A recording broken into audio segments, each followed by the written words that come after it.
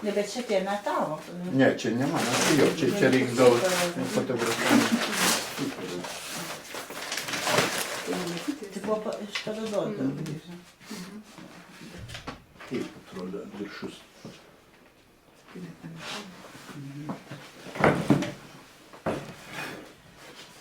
Jo, bet čia vaisai va, toks buvo, kai mes ten jau buvom aršus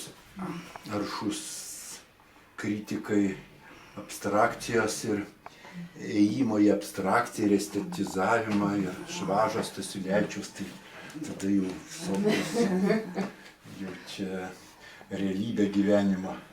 Ir tada, žinau, mainėmės darbais ir būtent jis man padovanojo tokį piražą. Ir kokią progą pasikeitė darbai? Mes kažkaip, bijau, kokia proga? Gal jis kokia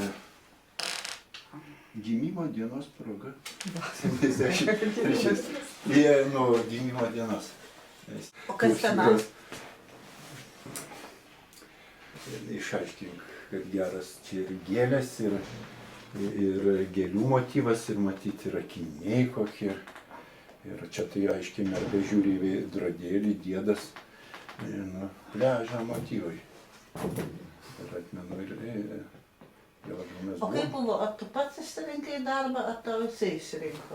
Neatsimenu. Gal ir išsirinkau. Gal ko gero išsirinkau, bet nes jam kažką dovanojau, žinau. Ir, jo, matyt, man patiko, tai, kad toks smarkus ir kažką tai smogė. Atitinka mūsų tuo metu idėjom ir lozungui, kad viskas gražu kaip yra. Viskas gražu kaip yra. Taip kaip yra. Yra čia ko gražinti ar tenai. Tai va, tada ir kūras paišė plytelas visokias ir aš visokius ten troleibusus, autobusus. O Kostui moterys labai jis atžavėjo. Mintis, kad tu padarai tą parodą legendinį. Tiesiog spontaniškai? Kad tą po 30 metų? Ne, tą pirmą kartą. 4? Ne, tai mes ruošiamės, žinok, sąmoningai. Būdavo, dabar eisim pas tave šį savaitgalį, rodyk, ką padarai per savaitę. Ir ten, ko nedirbi maždaug. O kitą savaitę pas kitą, aišku, vyno ten ir šnekamės. Be jokių manifestų nerašėm, bet pas Kūrą, pas mane, pas visus 4, kur mes ten turėjom dirbtuvėlas ar neturėjom, įrodėm ir sutardavom, pavyzdžiui, skelbėm klauzūrą dabar 50 metų Tarybų sąjungai. Buvo 50 let Sovietskому Sojuzų, per visą sąjungą toks jų ten šventė baisi. Ir mes turim sukurti po paveiksliuką ar eskizą, atmenu ir aš kažkur turiu, ten toj dirbtuvėje savo, ten vieno aikštė, kaip iš viršaus, kažkas ten klubda kažką ten, kitas kažkokį tualetą paišo ir aptarinėjom, susėdę keturiese.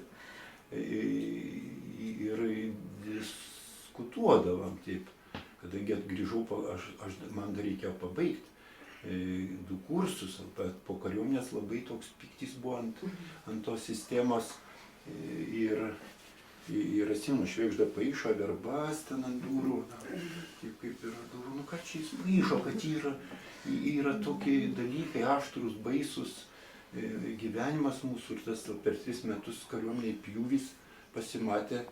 Tai, neatsimenu, kokiu būdu ten šnekant, bet aš labai irgi aršiai taip nusteikęs tom pusėn buvo. Nors visi lyrika ir Kūra ten pirmi plytelės, tokie, pajuodi. Aš ir aukštaitiškas toks lyrizmas, bet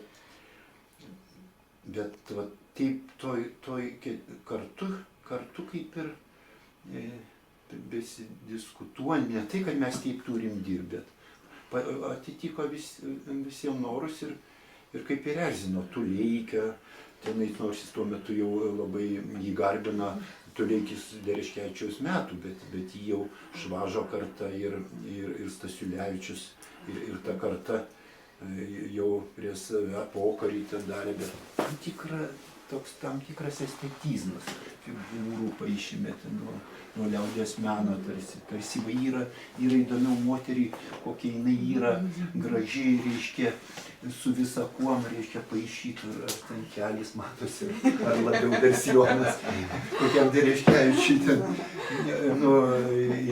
ten autobusuose važinėjai, Lazdynuose ir tą visą grūstį, realybė yra pats gražiausias dalykas, ta konkretybė, bet aišku, jį suvirškint. Po mūsų, kurie jau sakykime, Skudučio ta grupė, jų Slyžia, jiem tarsi atrodė, man taip atrodo, kad jiem tarsi mūsų per nuogai taip, tolėtai, klozėtai, čia bobos, ir jiem reikėjo tokios dar kaip ir mistikos, tokios boschiškos, Natalevičius, Slyžys į tą tokią sesėciją, vėl jautėsi, kad vis tiek jų estetinė ta sutartis biški kitokia. Bet šalia atsirado ir tie jau abstrakcionistai, Kasčiūnaitė, Martinėnas, kurie sakė, ką iš čia realizmą vėl sugrįžo, tarsi sovietiniam kokiam ir Žiemžičiaus smarkiai formą vystyti. Jie tarsi žengia žingsnį nuo Stasiulevičiaus dar į didesnę abstrakciją. Tai mano čia toks primityvus, žinai, klasifikavimas. O paskui jau atsirado karta, kai jau mes jau mokytojavom, Mikutį tą atsivedžiau ir į dailės mokyklą, ir į tą tie jau į Dievulį atsisukė Žukai, Vaitkūnas, Stankutė tenai, ir dar ir kiti. Mikutis padarė tokį ženklą, nes ten buvo tokių Stasiulevičiaus mokinių, Armonas, Bičiūnas, kurie taip gyvenimą gražina, viskas į ornamentą, netiesos toks grūdas, ta esmė kaip ir meno.